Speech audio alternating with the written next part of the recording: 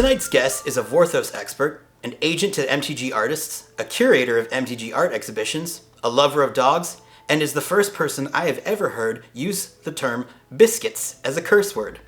He also has been a huge advocate of the channel since its inception, and that means a lot. Please enjoy tonight's interview with Mike Linneman, aka Vorthos Mike. Thank you for taking the time to talk to me today. Happy to be here. Can always find time, of course, right? Okay, so you were born in Innistrad, is that true? Technically, no, I suppose. But you were, though. I mean, at least from an architectural standpoint, you were born in Germany, correct? So this is an interesting thing. My mother was pregnant when we were there, and we had to make the decision: do we have the baby here, or because obviously the wall is up, and how's that going to work with immigration? So we actually came back, born, and then went back over. Interesting. So how long did you live in Innistrad, Germany? And in Stencia, to be exact, and a little bit of Kessig too. I was there for probably until I was about four-ish. All right. And so did the wall was still up when we left. Did you pick up? Were you speaking fluently in German by the time you left? No, we didn't speak it at home. Really? Unfortunately, it's actually a huge regret. My father talks about now is that we didn't force it at home as much. We spoke English at home. So my vocabulary didn't make any sense until I was about 6 because I kept using German words, which was very funny to my friends. When we came back, they're like, I don't understand you. But so I had the ear for it, but the grammar and the natural progression didn't come till years later because of it. What's your favorite German word? Handschuhe, gloves, hand shoes. I like Höllenzug, which is a train to hell. Train to hell, sure. So I don't know. I was doing research on you. You were a very decorated Eagle Scout. I watched your ceremonies and everything online. Yeah, we had a very active scoutmaster. In Germany, it was Pathfinders, and they thought I was going to get into that as a little kid. But then we came back and obviously had to get in the scouts right away. And that's what I do for my day job is I connect to the outdoors. And yeah, that's absolutely. And so that was where you discovered magic, right? It was a rainy day. It was a camp tent, as many scouts learn to play magic with, an unsleeved deck with a rubber band and a tent, and you play against each other, and you learn about dark ritual and the hypnotic specter, which is violence in the tent. Were you hit by it right away? Did it just grab you by the neck and just say, you're playing me for the rest of your life? Were you obsessed, or did it take time to set in? Talk about that. It was pretty quick. So our Scoutmaster was also a dungeon master. So we had D&D games, of course. Shock, right? So they kind of helixed in and out of each other. But D&D is so tied to a place and a person, whereas Magic was decoupled. So you could only play at a certain place, but Magic could play anywhere. So that was the in-between time, and that's the original purpose of Magic, is to play in between D&D games. So I did that in real time, and then as you got out of it, I just continued with Magic, and it slowly increased and ebbed and flowed as often it goes with us.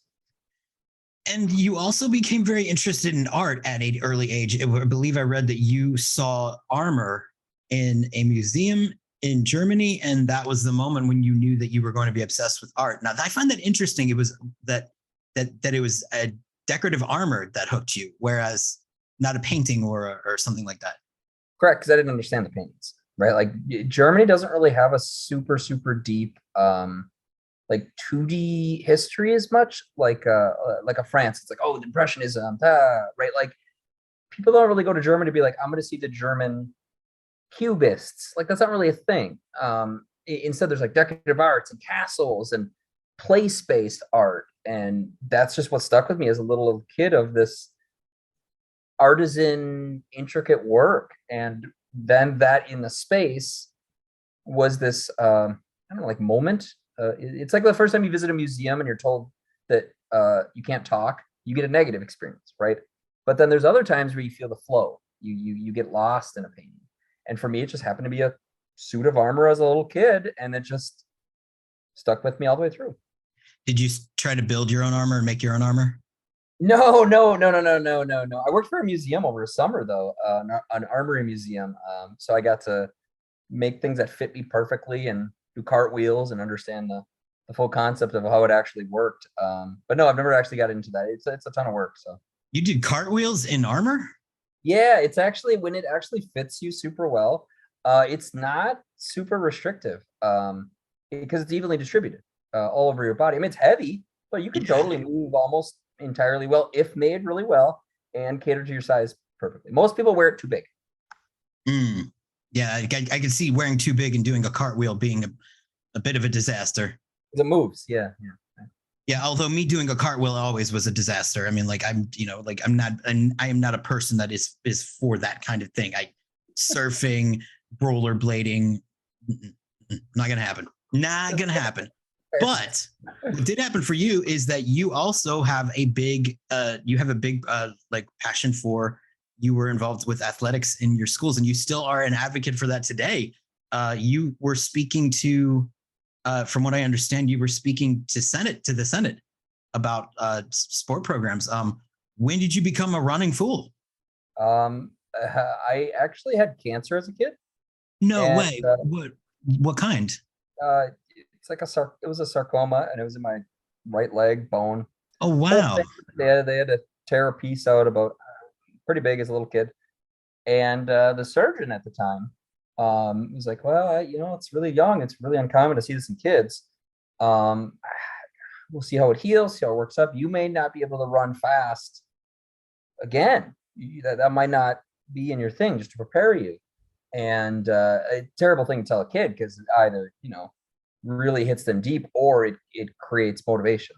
And for me, it was to spite, to push back upon this, to say, you can't tell me what to do.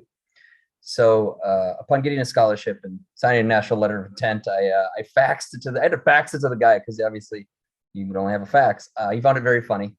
But yeah, I ran collegiately and scholarship, all that jazz. And then as one of our programs was cut, I've been in the reinstatement efforts as Olympic sports across the country are getting cut because of the pandemic. It's really not the real reason they're getting cut. And that's where the political process has come in, that I've had to speak on their behalf, and made some friends, made some enemies. And that's a political process. What's the real reason they're getting cut? The real reason they're getting cut is amateurism in sport is slowly being eroded. That's the easy answer. The more complex answer is there are 2 or 3 sports that generate a lot of revenue, Like football. Like football. And there are some rulings that you have to pay players a commensurate amount to this revenue. The problem is that there's laws in place that you need to have equal fees. Men, women get the same amount. The problem is there's no revenue creation on the women's side. And for the men's Olympic sports, the tennis, the track, the swimming, they don't make any revenue. So ideally, to be in compliance with the law, you want to get rid of every men's program that doesn't, and retain the minimum amount of women's sports to actually be able to pay your football players, because there tends to be, it's a big sport. There's usually like 100 people, and there's no women's sport that's big. So I was under the impression that college students didn't get paid for the sports. Correct. This is a brand new ruling that came out of California to say that if you're working this many hours on behalf of your school, and you are effectively barred from other competitive areas to get jobs and things, you can have some sort of merit increase that would make you whole of sorts.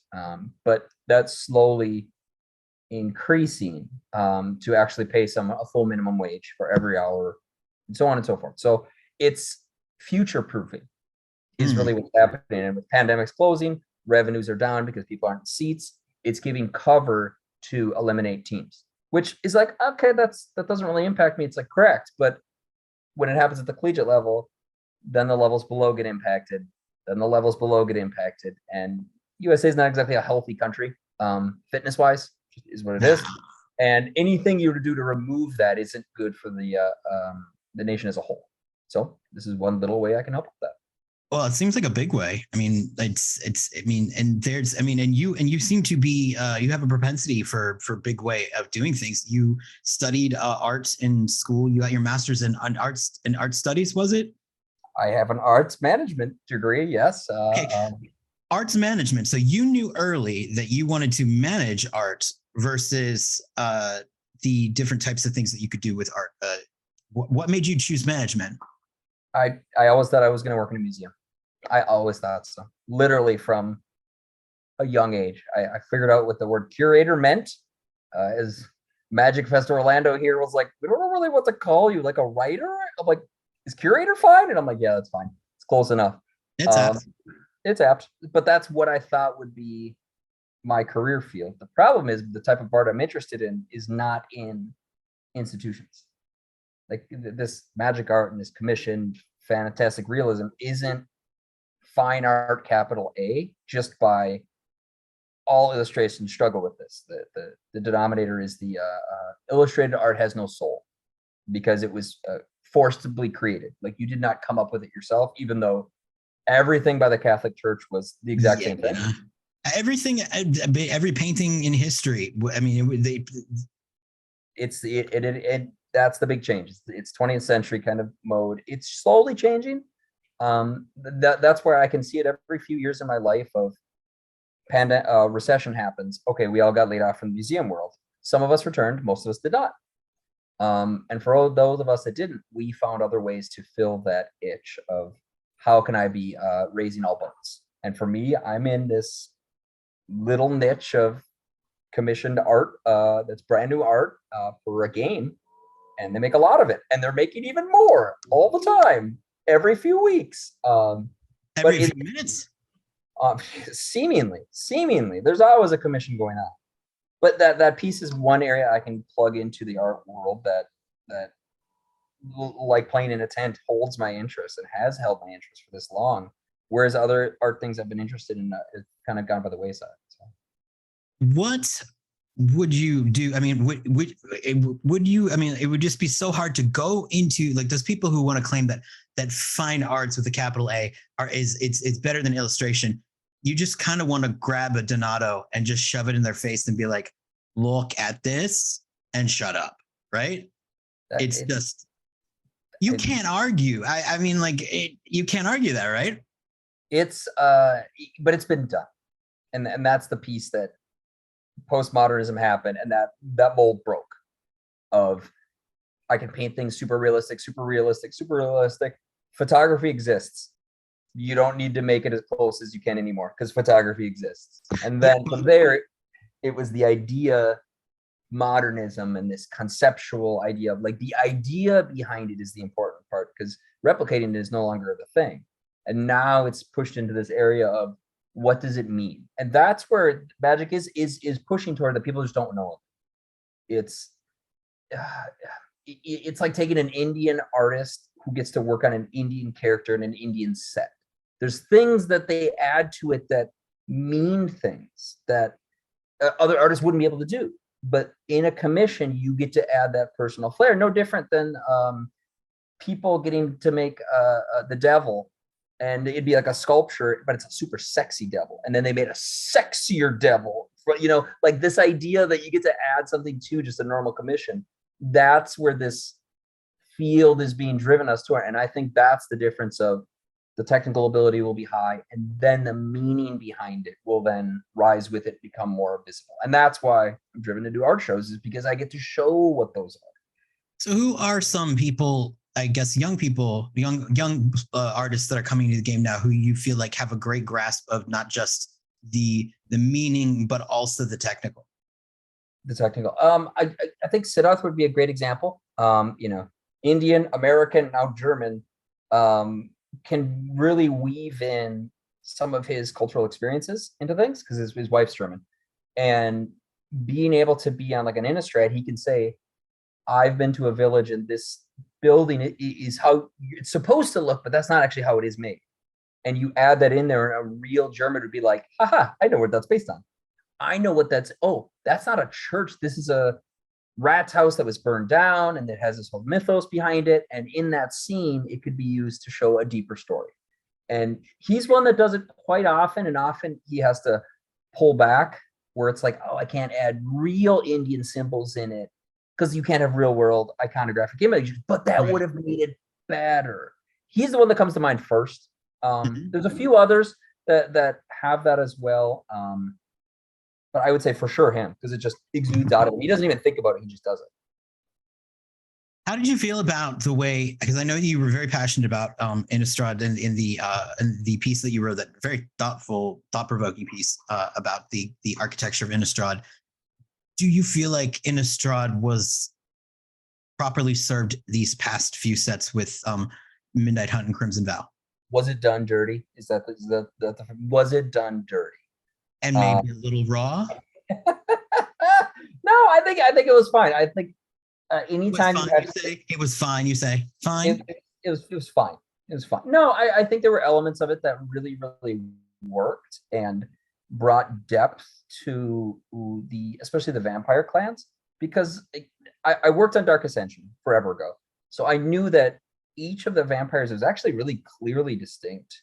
When you worked on it, was that art direction or was that for flavor text? I worked on flavor text, so flavor text and naming. So you got a style guide, but you'd have to get all of them to understand what the heck's going on. And only in those areas they really go way deeper than you think of. Here are the 5 factions of werewolves, or 5 factions of humans, or 5 factions of vampires, or not all 5, maybe 3 factions. That's where you could see like these 2 colors don't quite make sense on Innistrad, that green white, and they had this idea of witches and druidic things that never quite fit there. And I remember looking at that and being like, I usually play Selesnya, so I'm like, that doesn't work. But all the other depth of the vampires got a little bit, and that set got to really go deep into the court and the pageantry, and it's cold, so they dress differently, and you finally got to really see that rather than just being told about it in some of the narrative. So I enjoyed that part of it. But obviously, 2 sets that are split, it can always feel a little weird because they're kind of disjointed, and the story kind of lingers rather than goes to a plateau and down, or up and up, or whatever those things are. But I enjoy going to it every time, just as people passionate about Ravnica are the same. I always want to go back to Innistrad whenever possible. Oh, I love Innistrad. Don't get me wrong. It's just blood petals. I can't. Nobody has been able to explain to me what they are, and I don't know what they are. And I lose sleep at night. I lose sleep at it. It's good. It's good. I really do. I just don't understand. I'm like, why are petals made of blood, and why do they? I just don't understand it, but I digress. One thing that I found to be fascinating about you is that, like, when did you officially make the hard turn into becoming an agent for Magic? I mean, when did that revelation happen? Because you're very prominent now. You've been very helpful to me through landing interviews since I started the channel, which I'm very grateful for. When did that happen? What was the that actually goes pretty far back, and it's just smaller back then. So Magic used to have forums on the mothership, and there was one mega forum on artist contact info.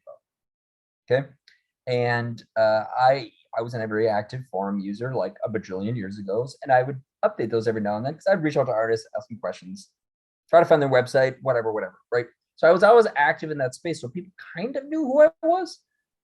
But then once I started writing, I knew that thing needed to be redone. I need to buy prints. I want to get my card signed. I want to give you some money. Whatever those things are, I'm like, okay, when people Google this, there will be major areas. The Magic Online Traders League had one, and then the forums had one. Forums disappeared. Magic Online Traders one was no longer updated. So I wrote a big article on it. And even now, if you search Magic Artist Contact Info, the article still always shows up, and it's old, and I've gotten a lot of flack for it. But why? Some artists don't want to be contacted. Oh, some of them just don't, and that's okay. That's totally okay. So we've edited it and changed it over time. But when that happened, some people opened up, and found out about it and then asked me questions and said, hey, what's going on with this? How does this shake out? From there, it was just people asking for help.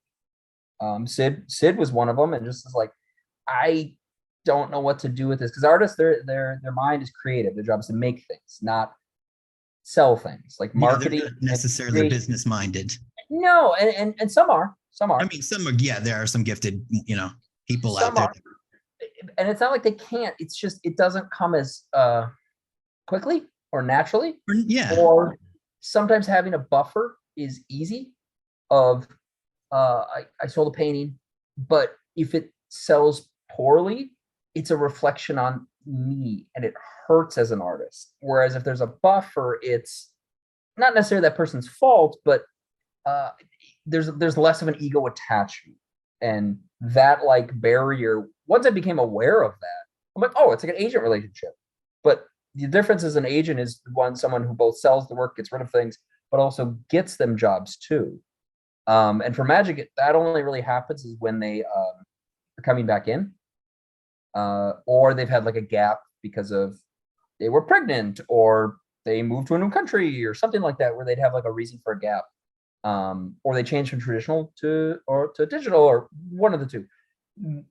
Then that part sneaks back in, but it kind of happened just naturally of just artist friends from forever ago just reached out and said, hey, you help me with the thing, because I used to just go to GPs and just take pictures. I'm like, this art's for sale. This art's for sale. This is cool. This looks underpriced. This is fun. And then I would write articles about it. And then lo and behold, every time I write those, sold. So then I got flack again and be like, oh, why'd you do? It's like, you had them for sale. What do you want me to do? And then that became, please, would you do one for me specifically? Could you help me out more with this? And then kind of took off from there. And I'm trying to not add as many people because it's a lot of work when you have a day job, but people need help, and happy to help in ways I can when I'm able to. I know that you stated that you think Donato is the best artist in Magic the Gathering, which is very hard to argue against. But then who would be in your mind somebody who has, if they're runners up, or maybe artists who've shown the most growth that have surprised you? So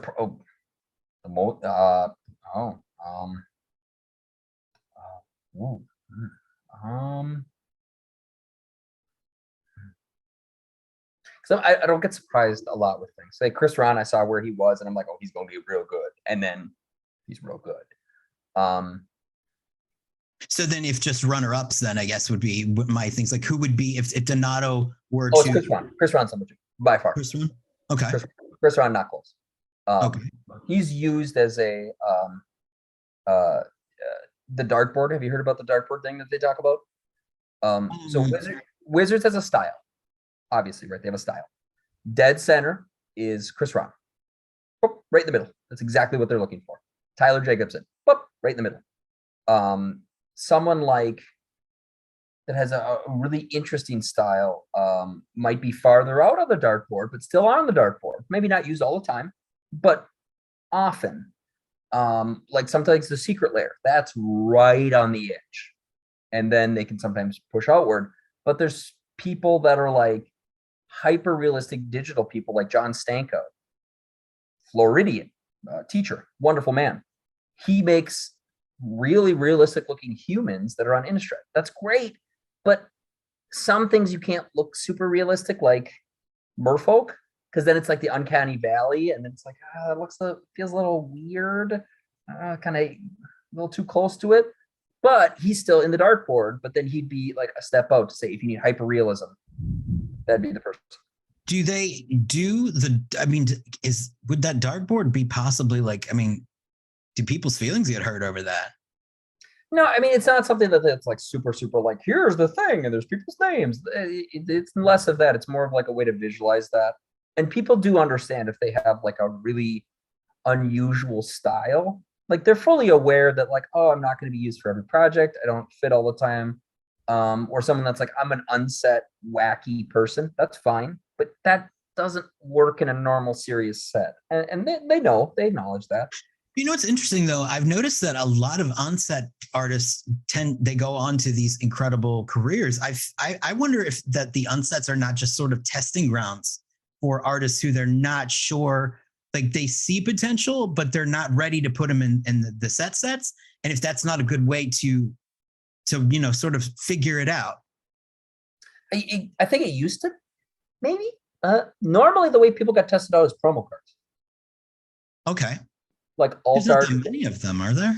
Well, there used to be, right? Like there'd be like an F&M promo or like a theme deck booster pack, or like before Commander, we'd have like the pre-con, whatever, and there's like an alt art front, the intro pack things.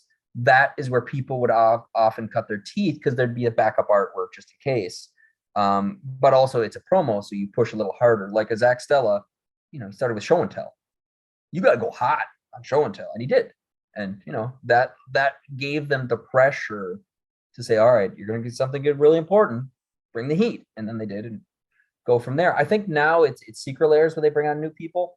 We can see it from some of the black artists that came in with a black artist secret layer, and then all of a sudden they're just with us now, and that's great. Because that also turns quicker too. You can add a secret layer lightning fast to a production schedule versus a whole set. What do you think your favorite secret layer is, and your least favorite?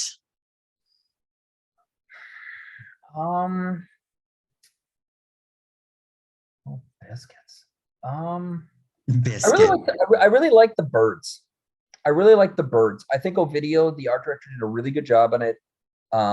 He's good.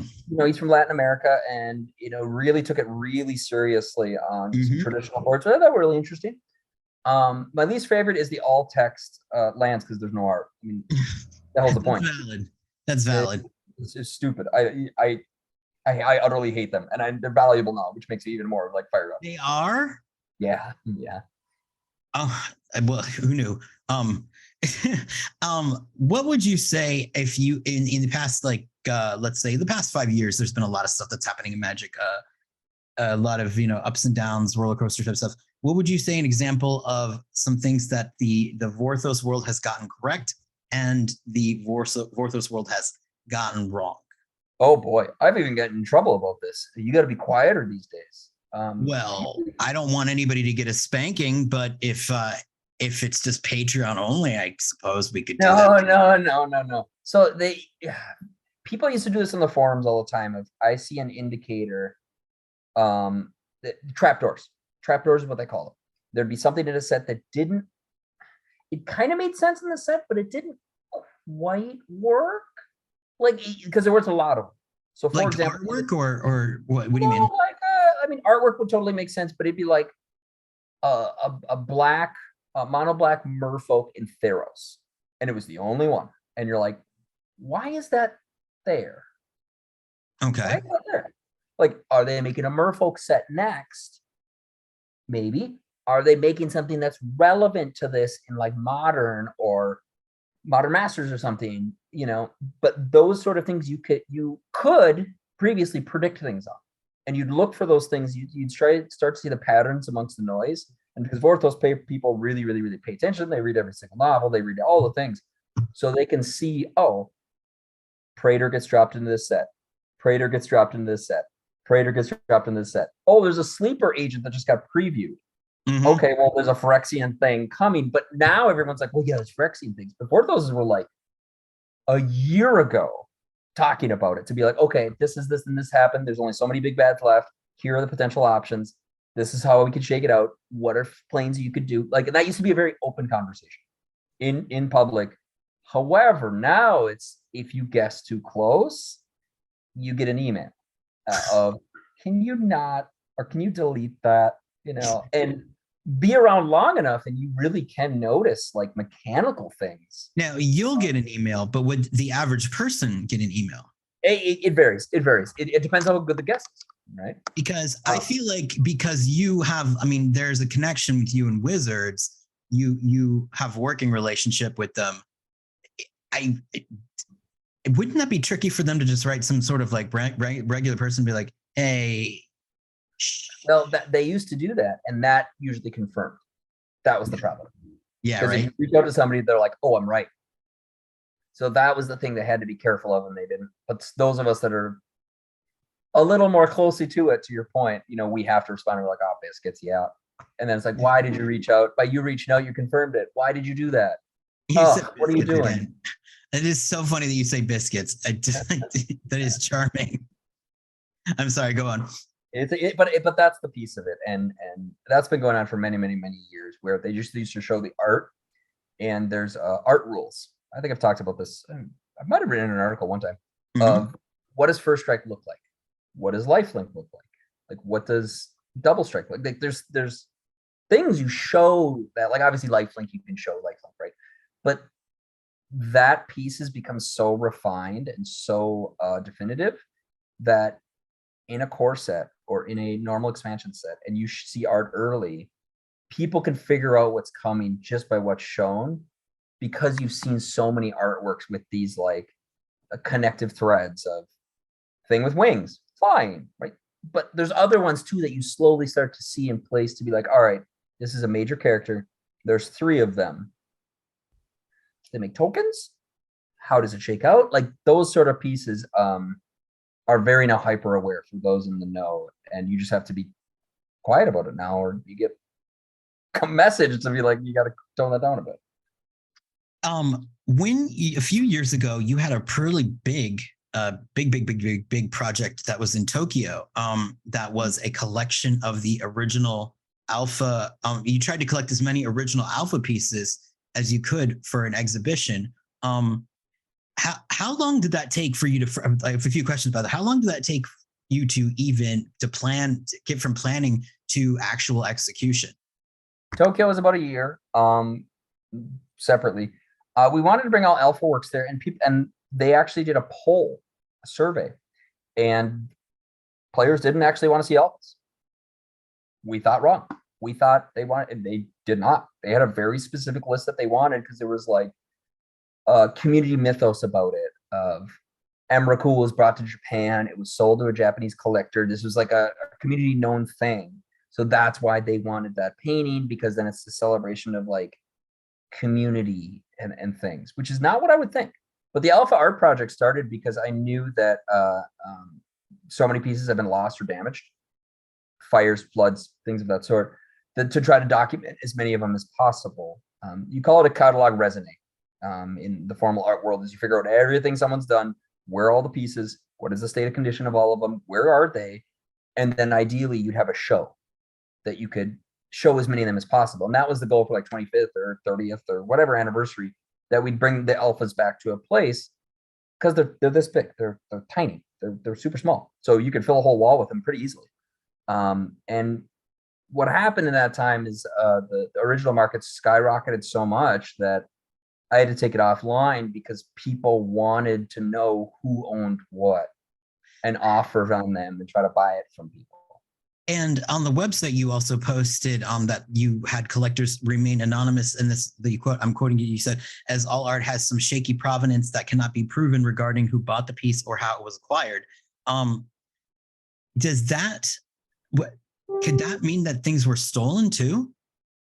There are some pieces that were stolen, but actually were legitimately sold, but an artist didn't get their cut. So like through a gallery or through a third party. So from the artist's perspective, it wasn't legitimately bought, but the person has paperwork to say, oh, I did buy it correctly. You just didn't get your half of the transaction. So that's the shaky provenance of, and back in the 90s, people didn't write invoices at shows. People just bought things and just picked it and brought it home. And that was normal. But that wouldn't count if somebody was not paid. Why were they? I mean, they were never paid. Well, it would be like the artist wasn't paid, but the third party person was, and the artist didn't. Mark Tadine is the example that this happened with. There was a gallery that was open, it closed. It was a whole hullabaloo about it. If you Google it, you can figure out. I believe I read something about that. Yeah. So he just wasn't given any of his like the money of some of the sales, and it was assumed that all of them were in this situation. And the shaky provenance is that we had evidence that some of them were, at least some of them were. Not all of them we had evidence of, but some of them we did know. Okay, there's actually paperwork. There's a paper trail. There's actually was bought, and that's it. That's all that's required of it. But as part of that, that becomes part of the story. The same of, I bought this at a show from Rob Alexander. Okay, what proof do you have? Well, I paid for it. Okay, do you have a receipt? No. Do you have a picture of you with it and him at the show? No. So it could be a fake. No, but I did it. Yeah, but your word doesn't mean anything. Mm-hmm. So that's the shaky provenance of like, you probably are the person that bought this, but we don't actually have proof that you did. And that's the piece of why I want to document these as fast as possible, because if people pass away or heirs did it, I had to work through an estate for people. And that became very real to me is, oh boy, this is not documented well. We're going to have museum issues with these things. Is it a fake? Is it not? What do we do with them? Especially with 1993 art, where they're not Chris Ron oil paintings. You know, they were kids fresh out of college. Yeah. And those are much easier to recreate than a Chris Ron painting of today. So documenting that became vital to a future project I knew would be needed years from now. That hasn't happened yet, but invariably will, because people want to see the alphas. They just do. Yeah. I mean, has that happened? I mean, have people tried to sell fakes of the alphas? Not yet. No, not yet. Okay. So will it happen? Probably, yeah. I mean, I mean, who knows? It's like, and there has to be elements of that you run into, especially when that kind of money is involved, that people, it makes people do things that are not maybe necessarily their usual moral, like, wheelhouse, if that makes any sense. Yeah. And faking art is not new. I mean, this happened all the way back in the Roman times with pots. Like, this is not a new idea, a new concept. It's tale as old as time. It's just, there's things you can do to really, help an artist's family, help an artist's heirs, help a museum to prove that, like, no, this is real. This is how we know it's real. This is how we've tied it back. And really just educating the population about, like, when you have to sell an art and then you email each other, that's actually provenance, because there's a paper trail. And, the thread that you have actually is some of the best things ever, because you could prove each of those things happened. So that's why I'm so adamant about using email instead of just Messenger or Twitter DMs or whatever, because the archival nature of it is harder to maintain long-term for provenance. Is Messenger not, is that not, that doesn't count in, like, say, if there was some sort of like litigation or something, or is that? Well, no, it could. It's just, it's not as clean. It's a pain in the ass, is what you're saying. Yeah, I mean, you can't just print it, right? Like, you got to, like, screenshot it, and then 20 years from now, is that the same software? Will the UI be the same? What if the company goes away? Then what? There's a lot of really, like, long-term things that at the end of the day, a paper written out thing is good, but even certificates of authenticity are faked. Like, that's a thing too. So I find a direct line of connection to an artist or to an heir is the best, that you could say, nope, here are the steps I took. And they're like, yep, that totally checks out. That makes sense. That was a normal mode of operation for them. Cool. Because that's all provenance is just proving that the thing happened. Yeah, and that it had a history of that, with, like, this painting, how it ended up getting to where it got to at this point, right? Isn't that the whole thing? Is like from A to B, or from A to D, what was B and C? Right. And if it's like private sales, you take a picture with each other, timestamp it, write on the things. Like, there's things to do, but people need educating on that, because normally it's like, oh, I bought a print and I bought a painting because they were so cheap for a really, really long time that's what would happen, and people just randomly buy them. But then when they try to sell the things, it's like, wait, where did you get this? How did you get it? And that will only magnify in the decades to come. Do you own any originals yourself? I'm sure you do. I have quite a few, yes. What would be your prized pig? And I know that people don't like talking about it, but you just got to do it. You just got to tell me, which one are you so happy to be the owner of? Sure. The one that taught me something. I picked up Lars Grant West, the teacher guy that lives right outside of Rhode Island. His Scars of Mirrodin panorama. It was four different swamps in one painting. It's one really little piece of canvas, and then he just went this one. He didn't chop it up; it just kept it whole. So he sent it to me as a roll, like in a tube. And you can't just nail it to the wall. Like, you need to stretch it with the wood behind it, and then, like, staple it together. But I had never actually done that. Like, like personally, I've just never done that because it's usually you do it yourself. It's already pre-stretched or pre-done or Oh, whatever. you were thinking about doing it yourself. Yeah, I wanted to learn how it worked because I wanted to know exactly how it worked and why. Ooh. Do you use nails? Do you use staple gun? So I got to work with my framer, who was a woodworker, and really sit down and be like, I want you to do this, and I'll pay for you to do this because you have the steady hand, but I want to watch you and see how you do it.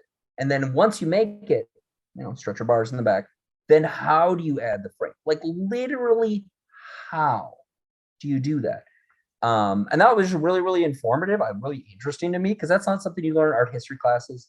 In art school, you just kind of do it. But there's some little bit of like shop work that you have to figure out.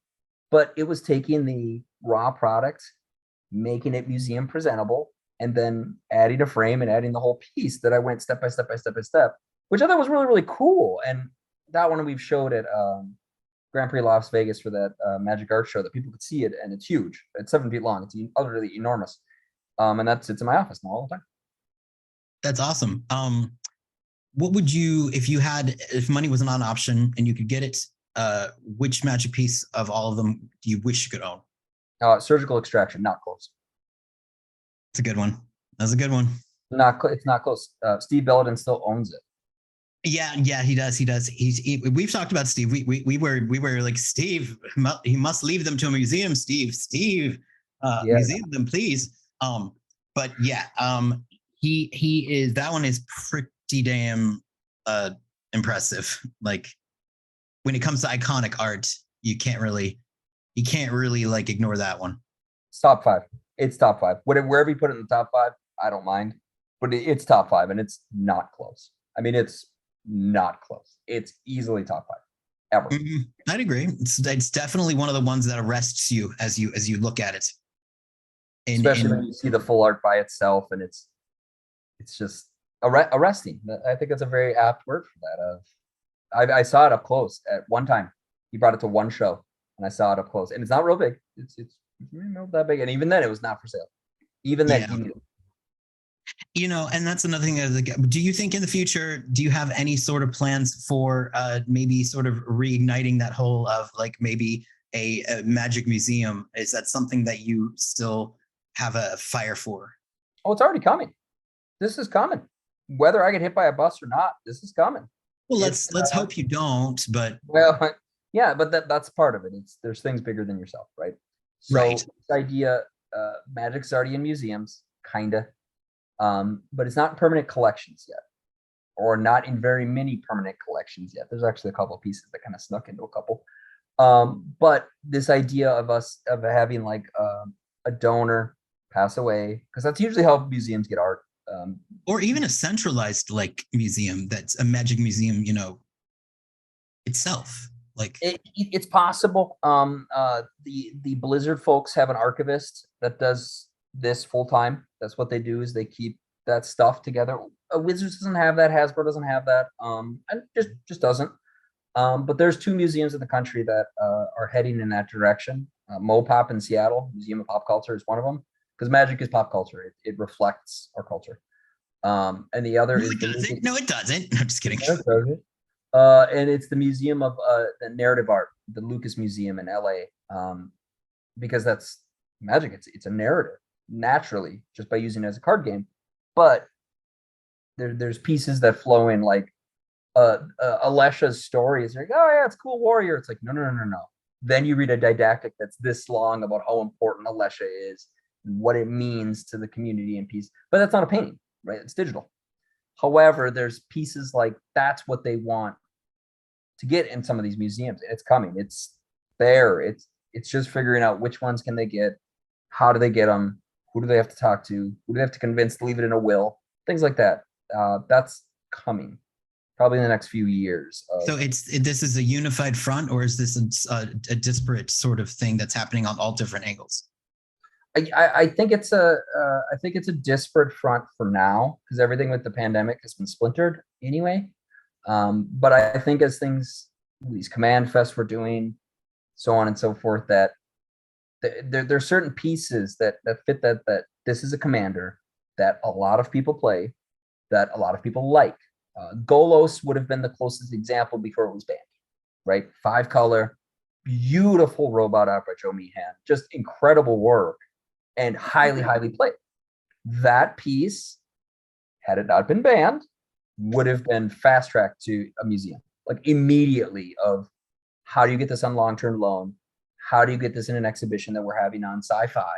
And then you put a magic work in, or you have it on artificial intelligence, and then this piece gets in there, where it's not a magic show, it's just contemporary high-end art, and it just happens to be a magic work.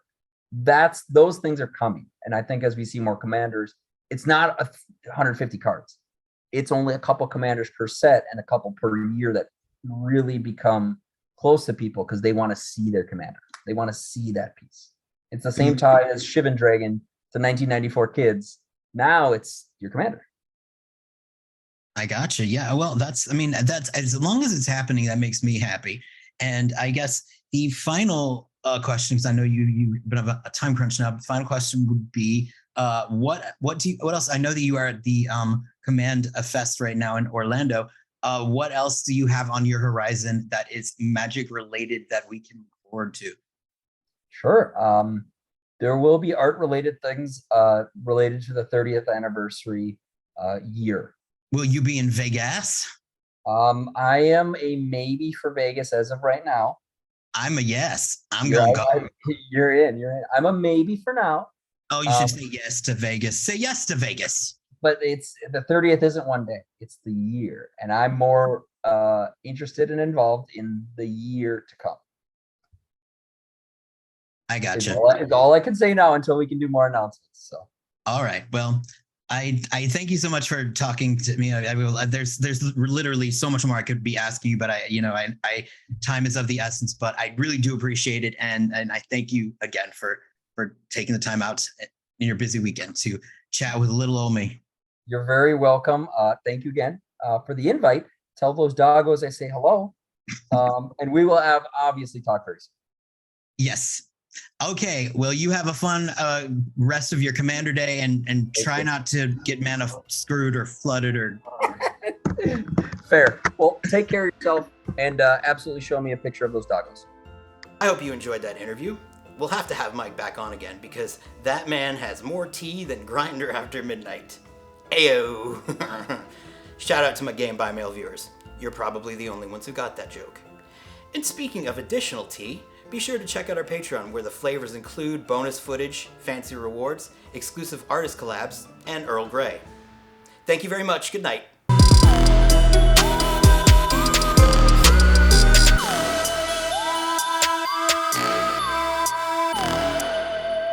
Bye-bye.